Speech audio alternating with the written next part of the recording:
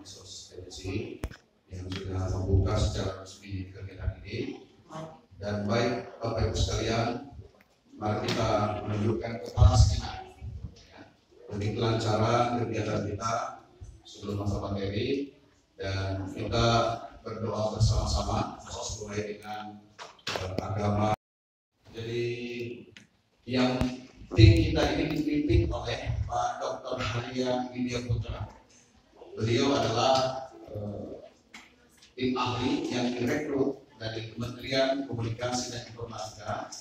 Beliau adalah wakil rektor bidang kurikulum kalau nggak salah di Perbanas Jakarta. Ya. Beliau juga adalah seorang alumni Computer Science Matematik dari Auckland, New Zealand. Luar biasa kita dikunjungi beliau. Kemudian juga ada Pak Isnain. Mas Isnain, beliau adalah dekan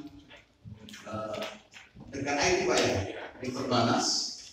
Juga kemudian ada kepala biro IT-nya, ada Pak Dwi, beliau juga dari Perbanas. Dan pengawas kita hari ini adalah Ibu Kartika, ya, dari Kementerian Komunikasi dan Informatika Republik Indonesia. Ya. Beliau juga sebenarnya bukan orang baru di Bau, karena beliau adalah adik dari Bapak Kapolres kita, Bapak Aryo Angkar. Selamat datang juga ya.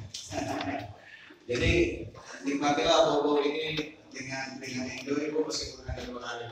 Baik Bapak Ibu sekalian, memaksimalkan waktu kita akan ada pemaparan materi yang sebenarnya harusnya saya bagi ini ke teman-teman. Tapi kata Pak Ustadz banyak sekali sebenarnya urusan yang banyak sekali, kalau masih bisa di-print. Tapi Ibu Ati sudah mengirimkan di grupnya kita untuk disimpan di secara softnya tentang standar nasional ISO yang ya teknisnya akan dijelaskan oleh Pak Dr. Haria. Baik Bapak Ibu sekalian, memaksimalkan waktu kita, saya persilakan kepada Pak Dr. Haria untuk memulai pimpinan teknis kita dengan mengucapkan Bismillahirrahmanirrahim. Persilakan. Baik, Bismillahirrahmanirrahim. Alhamdulillahirrahmanirrahim. Yang saya hormati Pak Kadis, Wakil, Ibu dan Bapak, Kepala Bidang dan juga khusus dari Bapak Kerja sebagai tuan rumah, kemudian Bapak Pemerintah.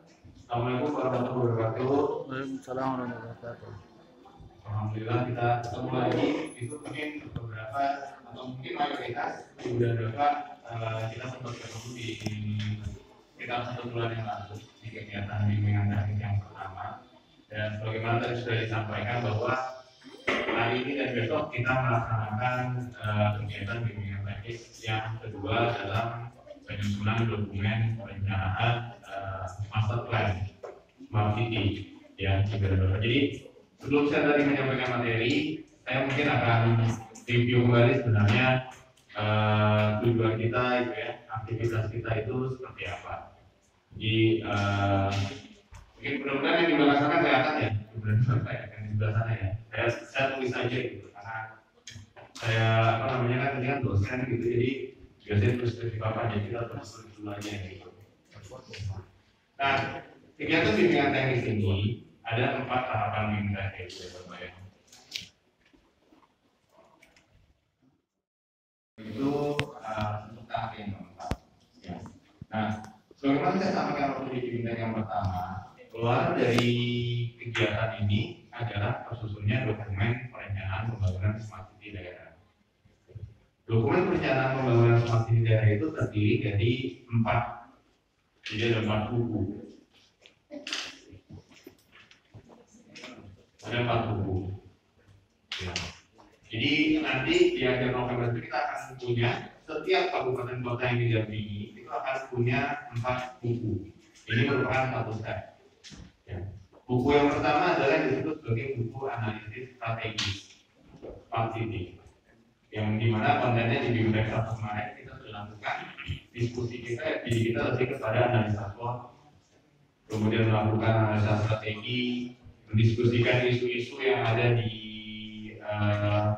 pulau-pulau secara khususnya ya, atau di masing-masing daerah, dan kemudian di sana menjadi dasar untuk kira-kira permasalahan-permasalahannya apa. Dan juga di bimbingan 1 kita sudah menyamakan persepsi ya bahwa smart city itu bukan hanya di Kominfo.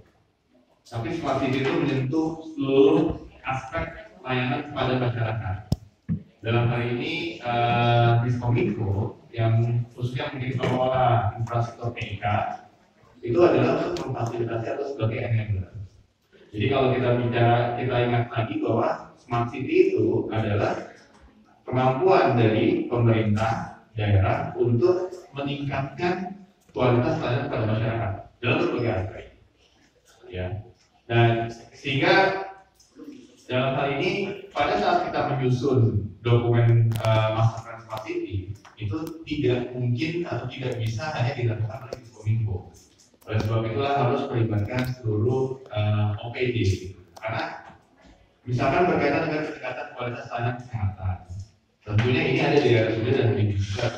Nanti kalau ada kebutuhan yang kaitannya dengan dukungan infrastruktur TK, mungkin dari Diskominfo bisa kemudian memfasilitasi atau membantu hal tersebut. Ya, kalaupun ada yang sebagian misalnya dikelola langsung oleh Dinkes maupun RSUD itu ya tidak masalah. Ya, tapi intinya sekali lagi bahwa smart city itu bukan semata-mata menyediakan hotspot gratis. Smart city itu bukan hanya sekedar membangun comment center yang kemudian bisa mengawasi, bukan seperti itu. Tapi konsep smart city itu adalah secara globalnya yang dibilang sebuah kota yang smart itu adalah sebuah kota yang sustain. Jadi sebenarnya smart city itu kalau bahasa Inggrisnya sebenarnya adalah sustainable city. Sustain artinya apa? Berkelanjutan. Kota itu akan tumbuh terus, masyarakat akan datang dan merasa terpuaskan dengan segala layanan yang diberikan.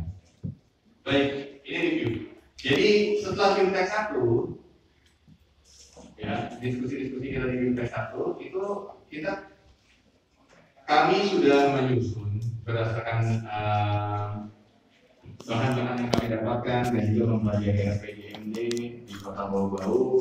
Kami sudah menyusun buku konsep atau buku draft dari buku 1. Ini sudah tersusun. Ya. Sekarang mungkin sedang direview dan saya mungkin kasih lihat sedikit apa yang sudah disusun dari buku 1 gitu ya Ibu dan Bapak.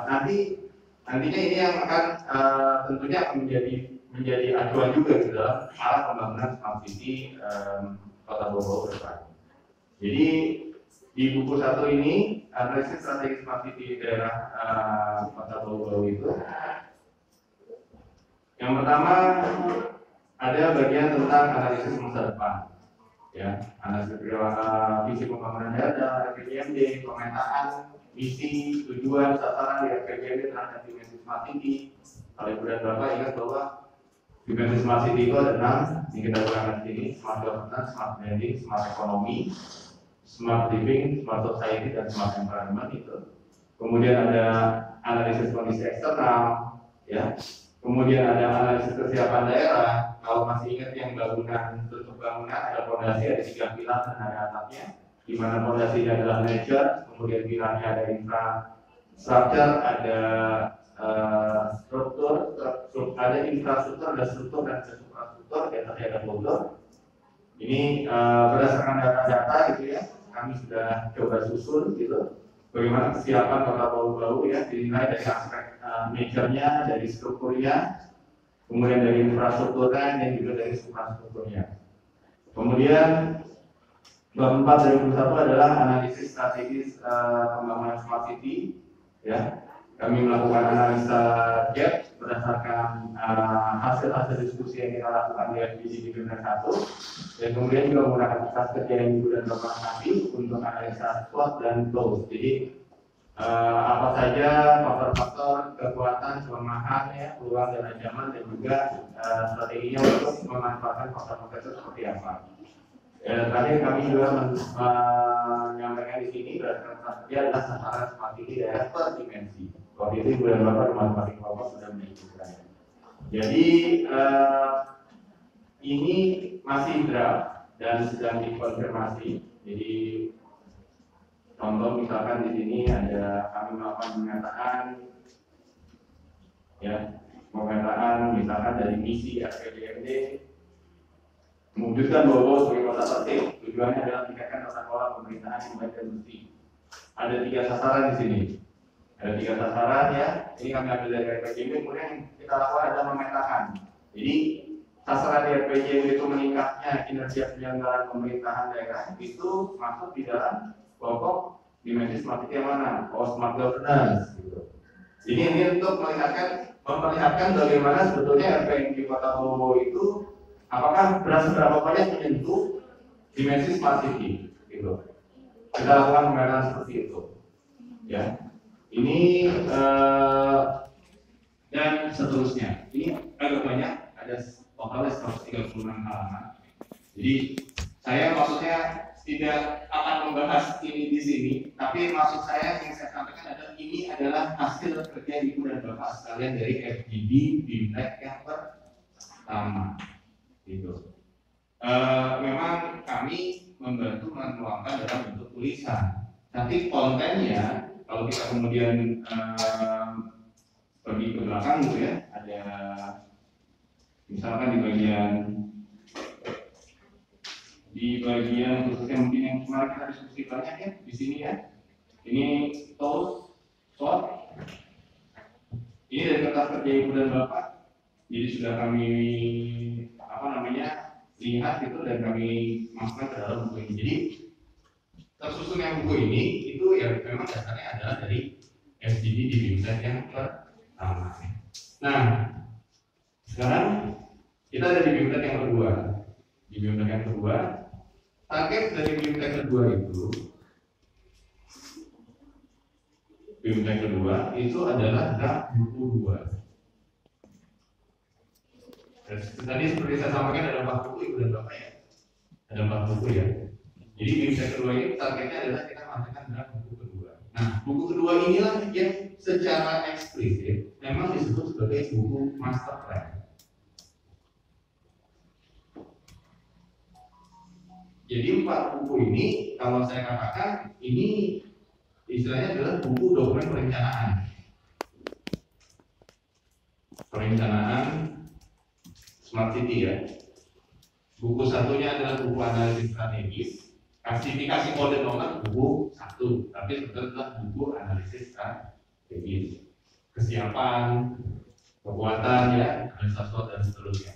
Buku 2 itu memang secara harfiah, secara eksplisit namanya adalah buku master plan Smart City-nya. Itu adalah buku 2. Ya. Nah, buku 3 itu adalah buku executive summary atau rangkuman yang nanti kita intisarikan dari buku pertama dan buku kedua. Sebenarnya untuk menyusun buku ketiga itu tidak ada kegiatan FGD-nya lagi karena sebetulnya FGD kita akan terutamanya akan berat atau akan sangat intens itu di buku kedua. Ya. Buku ketiga itu buku keempat adalah kalau buku ketiga tadi executive summary, buku keempat itu adalah buku profil quick win. Dia akan memilih untuk setiap dimensi itu satu program unggulan, yang berjalan dalam jangka waktu yang pendek gitu. Jadi itu harus jalan dalam waktu 1 tahun. Nah, kita konsentrasi ke sini dulu ibu dan bapak. Jadi BIMTEK kedua ini kita fokus di master plan, dan master plan ini utamanya adalah peta jalan apa yang mau dilakukan ya, program dan kegiatan di Kota Bau-Bau. Yang tentunya pelaksana program atau kegiatan itu adalah OPD. Ya, itu adalah OPD. Oke. Jadi ini kira-kira gambarannya kita sudah ada di mana, gitu ya, dan apa yang akan kita lakukan di BIMTEK kedua ini. Ini saya hapus dulu.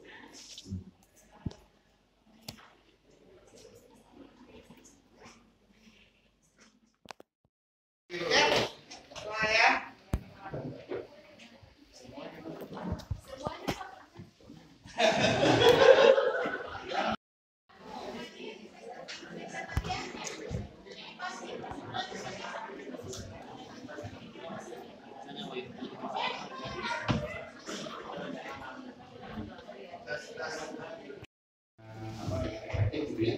Jadi bisa merumuskan program dan kegiatan yang masuk di dalam pembangunan smart city di Kota Bogor. Itu saja dari saya untuk hari ini, kurang lebihnya waktu teman-teman saya mohon maaf. Terima kasih banyak. Assalamualaikum warahmatullahi wabarakatuh. Dan saya kembali. Terima kasih banyak Pak Ketua Harian, Pak Ismin, Pak Dwi, Ibu Kartika yang sangat biasa bermanfaat kita pada siang hari ini. Sekali lagi, sebagaimana penyampaian, tepat pukul 9 besok ada tempat. Yang belum mengirim, ingatkan lagi pukul 17 sore sudah harus ada di Ibu Ati langsung ke Pak Ketua Harian. Ya. Jadi yang berikut pelantikan silakan. Terima kasih banyak. Semoga sehat selalu. Bila itu berbuat hidayah. Assalamualaikum warahmatullahi